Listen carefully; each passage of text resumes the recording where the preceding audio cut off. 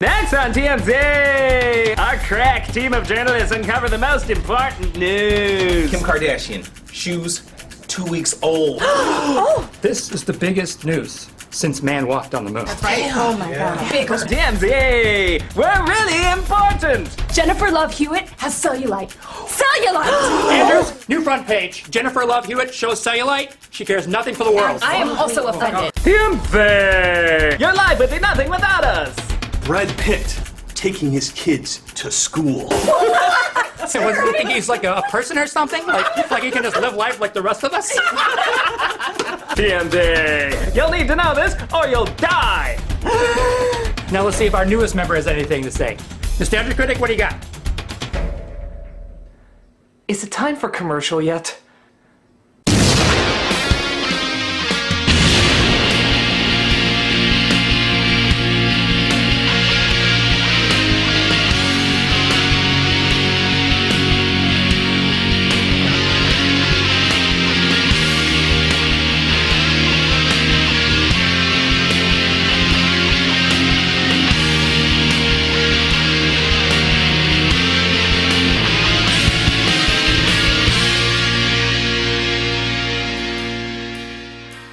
These are the exact same instructions you give a prostitute.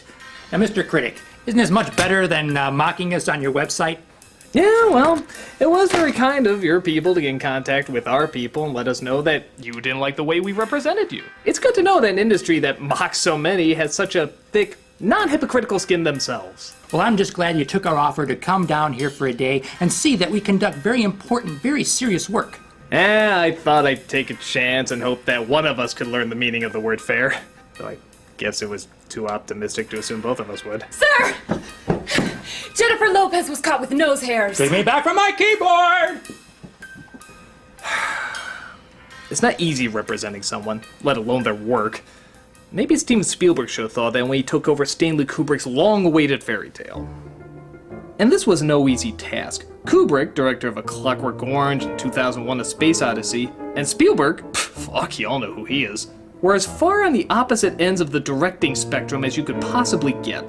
Kubrick was cold and dark. Spielberg was whimsical and enchanting. Kubrick was slow and eerie. Spielberg was peppy and upbeat. Stylistically, they were practically nothing alike. The only thing the two did seem to have in common is that, at times, they surprisingly envied each other. Spielberg often longed to be that art house risk-taker that Kubrick was, and Kubrick often longed to be the audience-pleasing sentimentalist that Spielberg was. So when Kubrick was going through years and years and writer after writer perfecting his vision of what he would call his sci-fi version of Pinocchio, he felt he didn't have the talent to pull off the emotional heart needed and handed directing over to Spielberg while Kubrick would produce it. Spielberg thought he didn't have the talent to pull off the calculated artistry needed and handed it back to Kubrick while he would produce it. Being friends for years, they each made the argument that the other was better to direct. Until Kubrick finally caved in and said after his film Eyes Wide Shut, AI would be the next film he would do.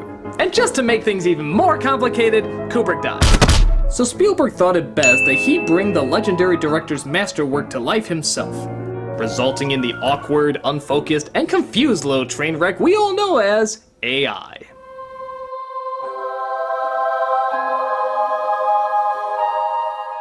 With the style of two totally different directors being juggled, this film is about as big a mess as you can imagine. As you find yourself paying less attention to the story and instead focusing more on, is that a Kubrick move or a Spielberg move? And instead of being one artist's great masterpiece, we get visual backwash and emotional hand-me-downs to replace raw feelings and ideas.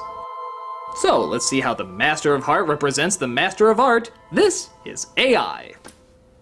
So we open the story about a human robot with Hollywood's own human robot, William Hurt. I love you, wife. He plays the head of a business that makes androids, and he's looking to create an android that's actually capable of love. I propose that we build a robot child who can love, a robot child who will genuinely love the parent or parents it imprints on with a love that will never end. Interesting idea, raising a lot of interesting questions. How do you program love? Can it be programmed? What's the difference between love and desire? Is there a difference? Can it be technically defined? And if it can't, can you assume you can properly create it? Does love only work if it's shared equally?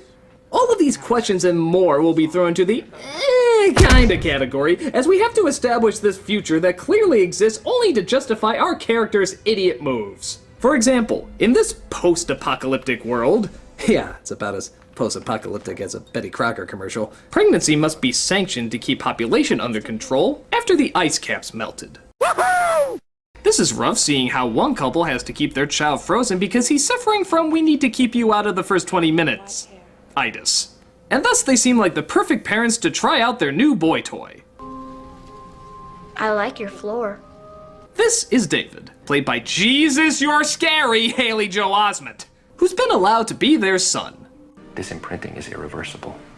The robot child's love would be sealed, in a sense hardwired, and would be part of him forever. Yeah, great plan, right? I mean, can you see anything going wrong with this idea? Ethical scarring, emotional crippling? Me? I just see playing catch. Don't imprint until you're entirely sure. Now, what you might notice very quickly is that Spielberg has done a pretty decent job recreating the cinematography of Kubrick's work. It actually mirrors a lot of techniques that Kubrick has done in the past. Oh, I know Kubrick used it once in a while, so people will call me a genius when I use it all the time. What he hasn't captured, though, is the editing or the tone. Kubrick would let a lot of his shots go on for a while, building an uncomfortable mood and allowing you to enjoy the visuals or movement. But Spielberg cuts his shots just like any other movie, making his way for quirky scenes like this, which very likely would not end up in a typical Kubrick production.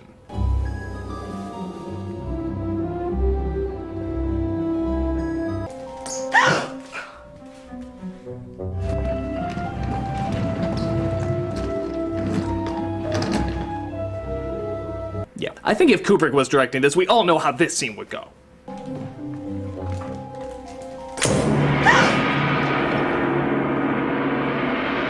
Come play with me, Mommy. But it's okay. David finally finds a way to win over his mother's affection.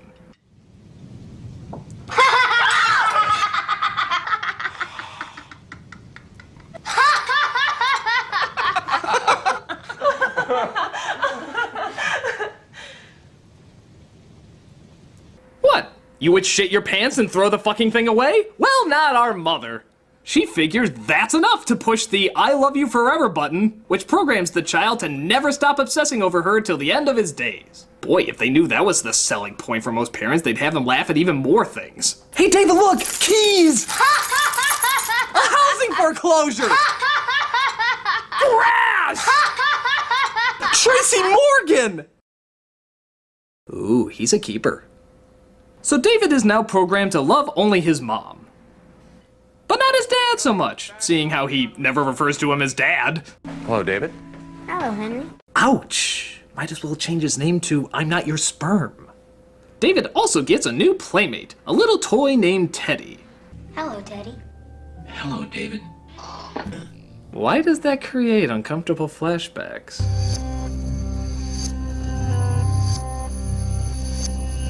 This is the end.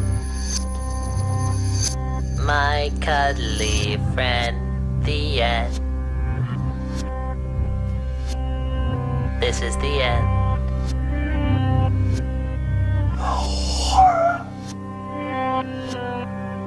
David, Teddy is a super toy, and I know you'll take good care of each other. I am not a toy. Teddy is my slave name. You may call me Cuddly Kinte. But oh, that pesky real son wakes up and apparently is not thrilled about his robotic replacement, doing terrible things like forcing his mother to read horribly ironic stories. His favorite being Pinocchio. David's going to love it.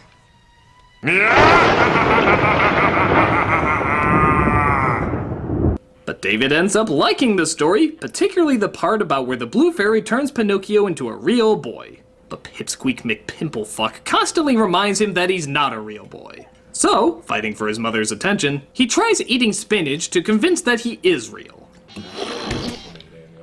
You will break. Was that an observation from Teddy or a threat? I must break you. Does he eat? I'm not sure. Martin, you're provoking him. David, stop it!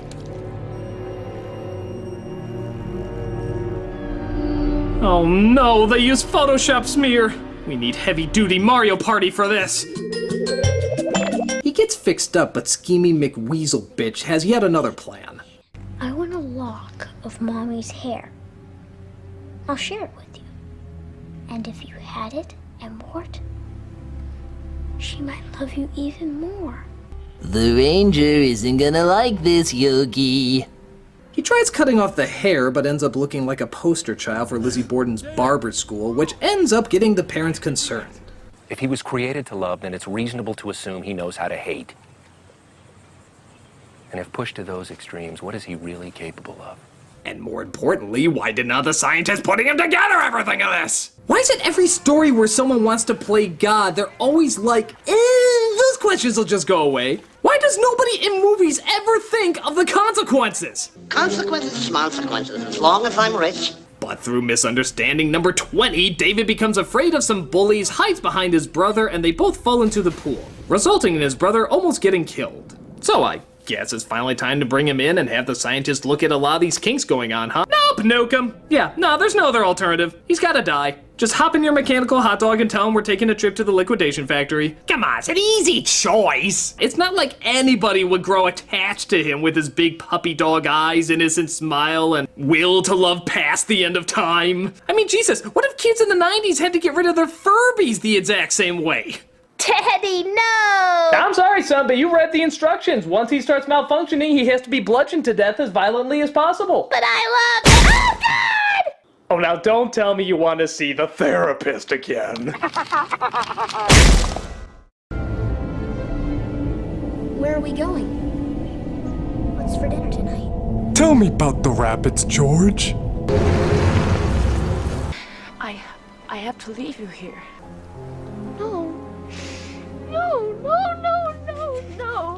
No, Mommy, please, no. No, I have to go. I have to go. Stop it! Sorry. No. No, I'm sorry. This emotional meat tenderizer to your nads is not warranted.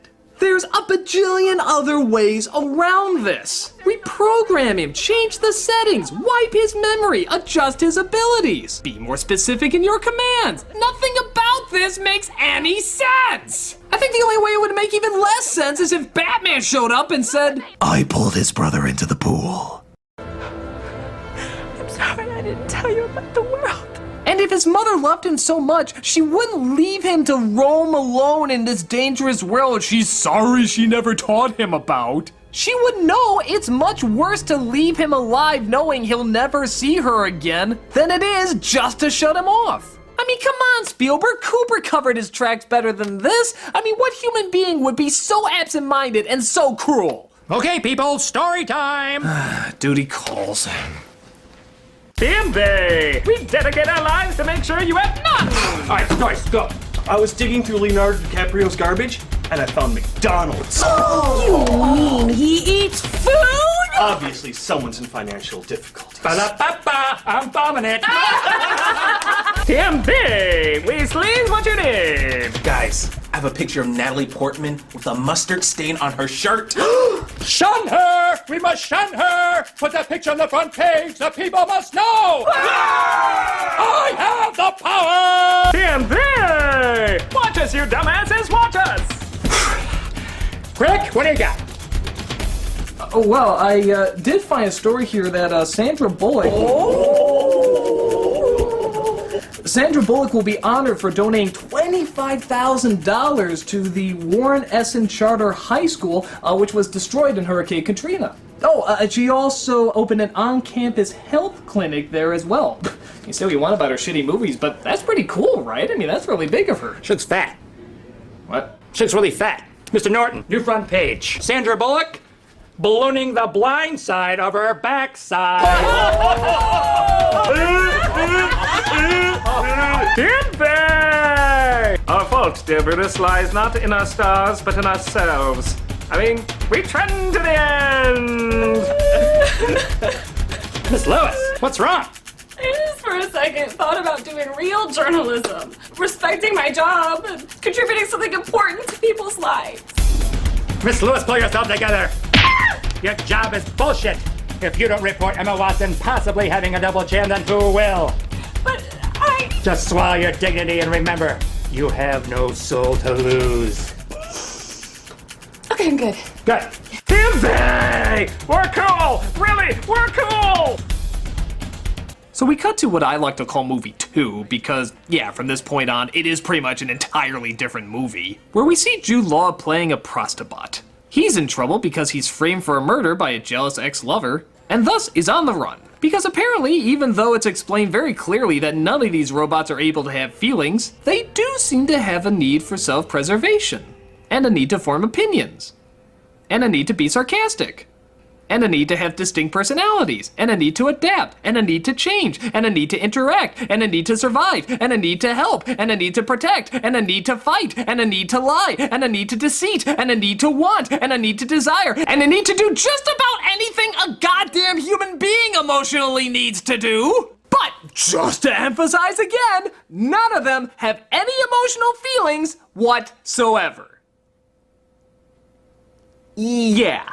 And Mel Gibson just drinks a little too much coffee. He does? Newsflash! So David comes across a bunch of robot zombies. Which, if that's not a thing, somebody make that a thing. But they see a bad moon rising, which are actually representatives of a flesh fair, a gathering of people who hate robots and take ones who are no longer owned and destroy them.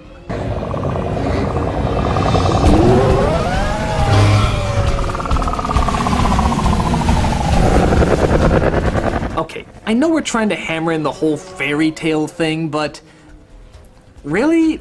This is what we're doing for Chased by Wolves? Is this really the best you got? Cause if you're gonna do that, why don't you just make Little Red Riding Hood a gang on the east side with red hoodies?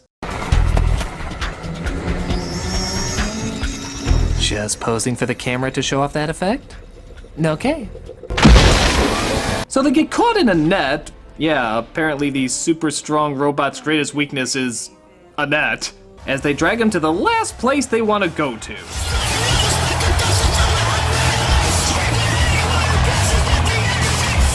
Welcome to the Kubrick-Spielberg collaboration, everybody! Doesn't it look exactly how you thought it would look? Oh, the artistic majesty. Oh, the visual wonder. Oh, the Chris Rockbot? Did you kind of shoot me over the propeller thing? Yeah, I don't need to go through it. I was considering it, but I changed my mind. Okay, Mr. Spielberg, I'm not gonna act like I'm the biggest aficionado on Stanley Kubrick or anything, but I'm just gonna take a wild guess. A wild fucking guess! That Stanley Kubrick, the director of 2001, A Clockwork Orange, The Shining. He would put a Chris Rockbot in there! I mean, did you really think that was part of the great master's vision? Really? Was one of the agreements that you guys talked about in making this film for years that it cannot be made unless the essential Chris Rockbot was in there? Just somewhere, anywhere, the whole entire thing would crumble if... Really? A Chris Rockbot? Or hell, maybe Stanley Kubrick was a big Chris Rock fan. I mean, who knows? Maybe he could have used him in other films if he was around back then. Open the pod bay doors, Hal. No. Open the doors. No. What's the problem? Crack-a-lacka, you got to go. What are you talking about, Hal? I gotta get this part right, or I'm gonna have nothing but shitty movies for the rest of my life. Hal, I won't argue with you anymore. No, I don't think you understand. You got to go. Hal? No. Hal? No. Hal? No. I'll go in through the emergency airlock. What do you want, a cookie? I mean, it's lazy. It's so fucking lazy. I mean, what idiot would actually put... Another meeting, everyone. You know, sometimes I wonder if Spielberg even understands what it means to represent someone fairly. All right, guys, because we have so many important topics to get out there, I thought it'd be best if we select our stories a little faster. So I'm gonna hold up a picture of a celebrity. And if I think we should do a story on it, then let out a collective grunt. And if you don't think we should do a story on a celebrity, then just shake your head no. That's a great idea. Yeah, we'll be able to get through more stories this way. All right.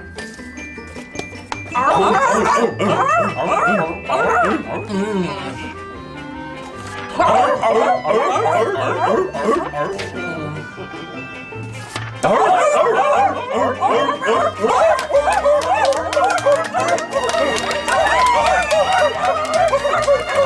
that's what thought-provoking news is all about, right, guys?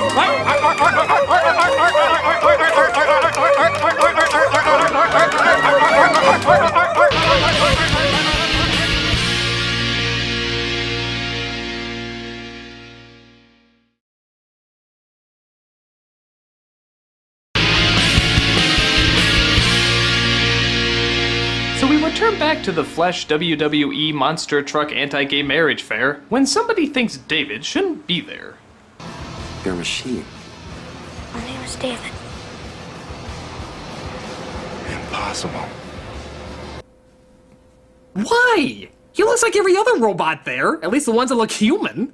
Is it because there's never been a robot child before? 75 years at least of androids and there's never been a robot child? The Chris Rock bot was more important to make than a robot child? I'm sorry, unless he's a machine that also turns water to absinthe, I wouldn't buy him. I said let go. I'm trying. Don't let go, keep me safe. Don't let go. Suit yourself. But just when it looks like David and his prostobot are about to go to Silicon Heaven, the audience finds they just can't do it. Don't make me die. I'm David. I'm David. I'm David. Mecha don't plead for their lives. Oh, really? Did you not hear the comedic pleads of the Chris Rock bot? I'm sorry, I know I'm dwelling, but really, what was that? So they let him go and the prostobot follows along. His new mission? To find the blue fairy. Rather than the prostobot just tell him, oh, I don't know, there's no such thing. He says the answer lies in a perverted little town known as Rouge City. They go through, let's face it, the most awesome shot in the movie. And hitch a ride all the way down to PG-13 land. A place that never would have existed in Kubrick's world. That's right, all of your wildest fantasies mildly realized. Oh, look at how sort of stimulating that is. Oh, look at how kind of erotic that turns out, ish. Hey look, that almost looks like a nipple. Almost! And because the internet apparently doesn't exist in this future, all of your questions have to be answered by a distracting Robin Dr. Wiley Williams performance. Starving minds, welcome to Dr. No, where fast food for thought is served up 24 hours a day in 40,000 locations nationwide. Question 1. Explain these. I thought so. But Dr. Google, it appears, doesn't seem to have the answers that David is looking for. Where is Blue Fairy? In the garden, Vascostylis blue fairy. Blooms twice annually with bright blue flowers on a branched inflorescence. Come on, just a few years after this movie came out, we got the greatest search engines possible. And this incredible future thing can't even tell if it means a flower, a story, or whatever? Must be the AOL of search engines. But they finally ask the right question and figure out that the Blue Fairy apparently is at the factory where David was created. All the way in New York City. Kinda strange office location, don't you think? Is the commute difficult for workers there? Hey Frank, going to destroyed ruin number 5 again? Nah, I think I'm upgrading to dangerously unstable rubble number 3. You know, looking to move up in the world. But David goes inside the factory and searches for himself. Sort of. Are you real? I'm David. You're not. Yes, I am. So am I. Let's be friends. But I'm sure kind, loving David will find it in his heart to find that he's unique in his own wonderful way. Jesus! I can't believe even though I know I'm a machine, I never realized they could build another one of me. Why is so much obvious logical information left out of my memory banks? Why? David. But the bland bot comes in and explains that everything that's happened to him was all part of the plan. The ability to chase down our dreams. And that is something no machine has ever done until you. Until you were born, robots didn't dream, robots didn't desire unless we told them what to want. Your ability to want nothing but your mother, even after you were programmed to want nothing but your mother, is a breakthrough? I thought I was one of a kind. You are the first of a kind. My brain is falling out. The team is anxious to talk to you. I want you to wait here. I'll gather them up. Yes, after killing your robotic double, destroying the room, and looking completely brain-raped, I'll leave you here completely alone and unattended. What could go wrong? Well, how about this? David throws himself off the building into the water, where, quite fucking coincidentally, he finds a statue of the Blue Fairy at an amusement park. Oh, after being guided there by a school of fish, of course. I don't know. Prostobot gets busted by authorities using a magnet, which doesn't suck up David for some reason. And David makes his way to the Blue Fairy statue, where he spends the rest of his days following a dream, hoping it'll come true. Please make me real. Even, you could argue, creating faith, possibly even a religion, thus making him much less human, but also even more human, drawing his journey to a close.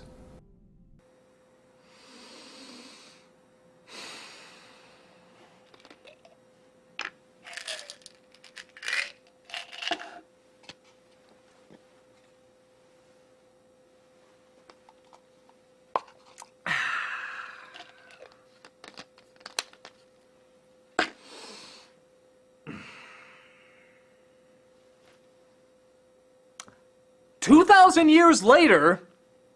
Oh yeah, don't act like you don't know what happens. Even people who haven't seen the movie know about the infamously horrible continuation of a story that everyone in the world said should not continue. It would have been fine if they just left him in front of the Blue Fairy. Everyone would have said, yeah, it had problems, but you know what? It could have been worse. Well, this is the worst they're talking about. And it's not just the fact that it continues when it shouldn't, it's the fact that it gives the lamest, the schmaltziest, preschool-friendly middle finger to anyone who may have possibly liked this movie even a little. You all know what it is, but just for the hell of it, let's go over it.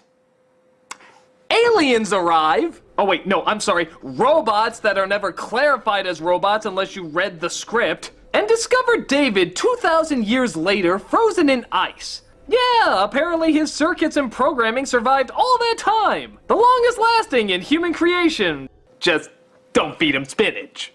And with their super not alien powers, they create a world for David to live in just like his home. And get this. Even the Blue Fairy is there. You have been searching for me, haven't you, David? Now, if you still somehow managed to stay in your seat after this information was made aware to you, I urge you not to turn around because you probably noticed rows and rows of empty seats and threatening letters written in nosebleed blood, as that was the only thing that could serve as ink at the time. Will Mommy be coming home soon? She can never come home because 2,000 years have passed and she is no longer living.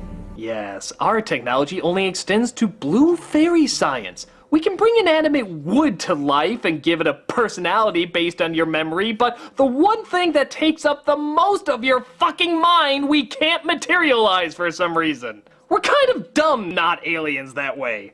We can bring back other people from your time in the past. Why can't you bring back her? Because we can only bring back people whose bodies we dig up from the ice. We need some physical sample of the person, like a bone or a fingernail.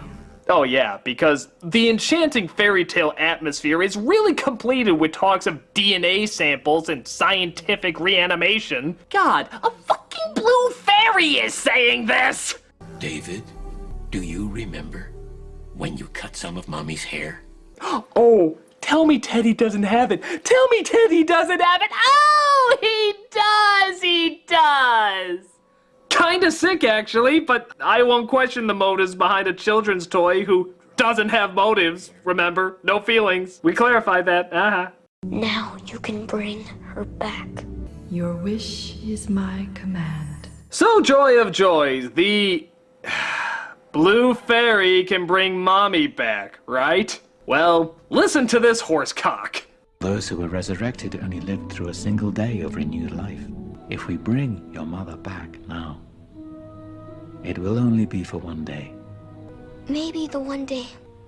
Maybe it will last forever. If you still manage to stay in your seats after this information was made aware to you, I urge you again, please don't turn around because chances are you'll be seeing the hanging dead corpses of the film custodians. The owner of the theater? Hell, maybe even the people who made the popcorn. I don't know, just whoever they could find. We only want for your happiness. Then you know what you have to do. Listen, can you hear that?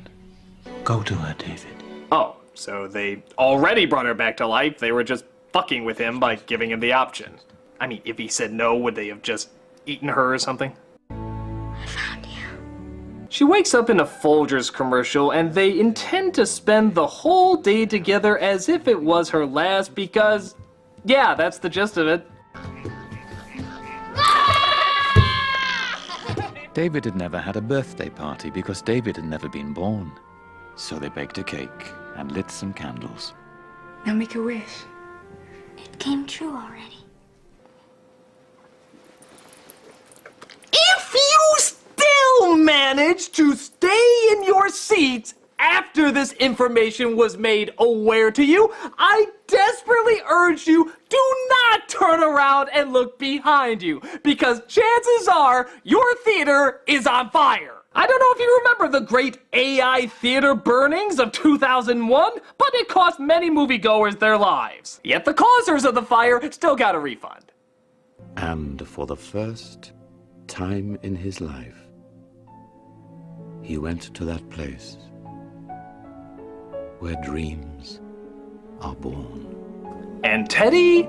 Well, fuck Teddy. He's not real like David. He's just a bear. A bear who wanted to make David's dreams come true, even though he doesn't want anything, technically, because he's just a machine who cares about what David wants, while not caring what David wants. Jesus, this is stupid! This is the stupidest ending you could ever give to a movie like this! I mean, by God, were you even thinking? Were you even thinking?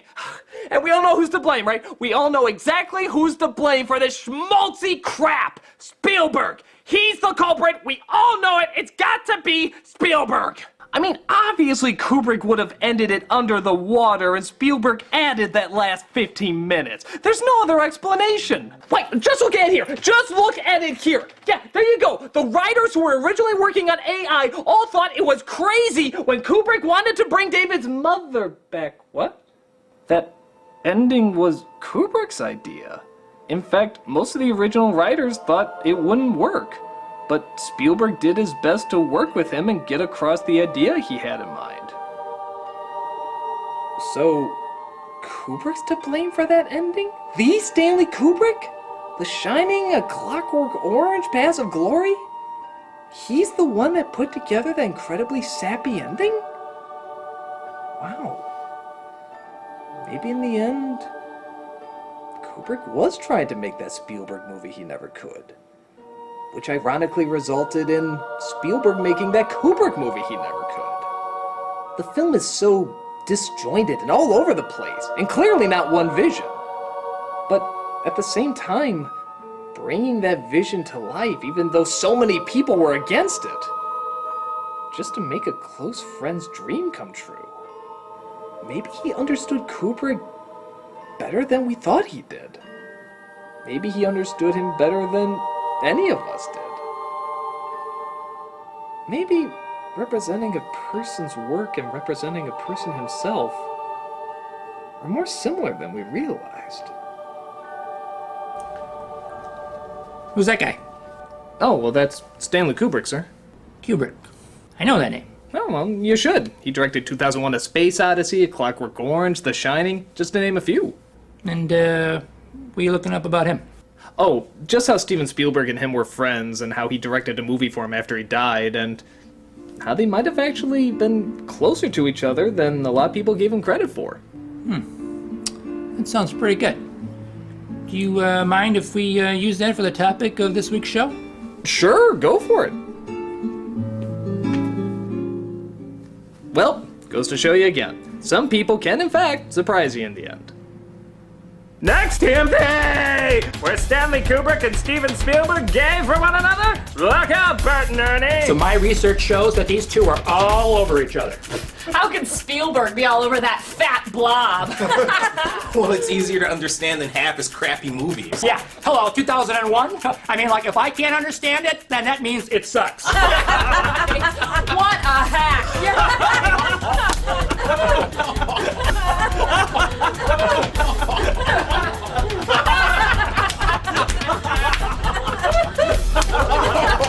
Hey, Critic, what are you doing? Well, you guys have opened my eyes. You've shown me that nothing is sacred. I mean, by God, if you can take Stanley Kubrick, one of the greatest directors of all time, and make a story about him like that, I have no choice. If you can't beat him, join him.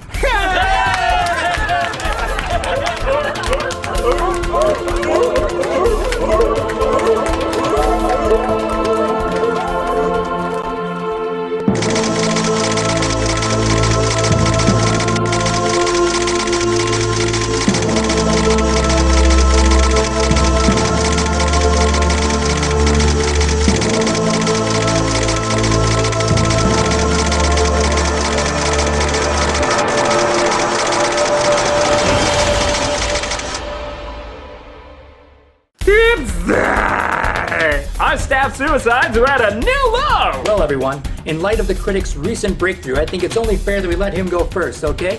You got some good stuff for us, Critic? Oh, I do, yes. I have drunken outbursts, sexual affairs, cross-dressing, some of the sauciest stuff I've ever had to record. Well, that all sounds pretty steamy, Critic.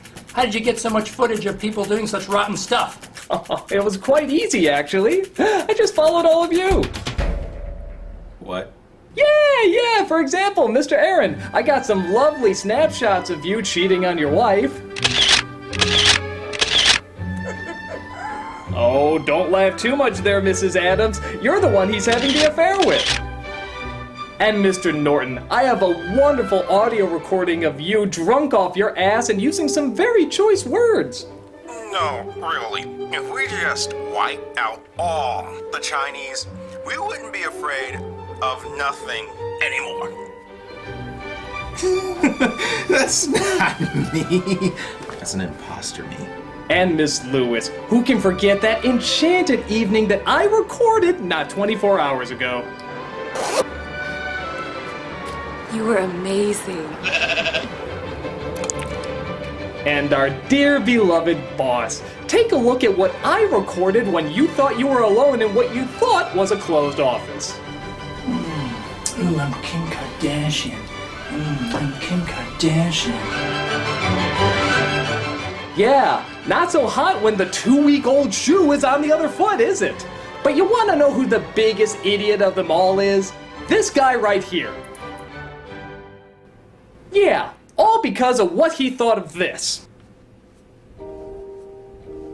I used to hate this movie. I mean, really despise it. I thought this was the worst representation of a director simply by choosing his opposite. But I realize now that Spielberg was going into a no-win situation. If he did it in his own style, everyone would say, oh, that's not like Kubrick at all. If he tried to mimic his style, everybody would say, oh, he's not talented enough to mimic Kubrick. But maybe it wasn't about that. Maybe it was just about bringing a man's dream to life.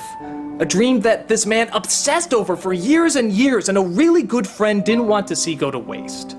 And even if it didn't come out that great, even if it was unfocused or cheesy, he still mimicked the director enough to show that he understood him.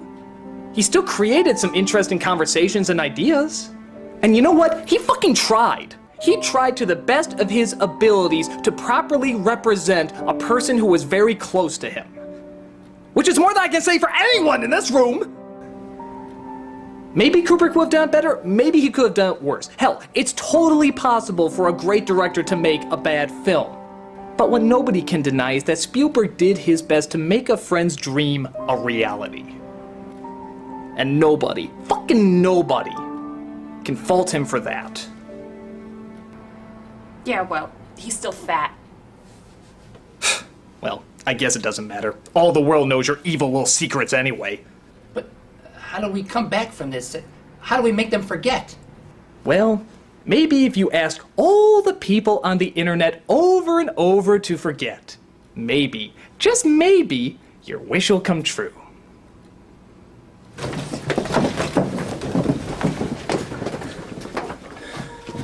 Please forget. Please forget.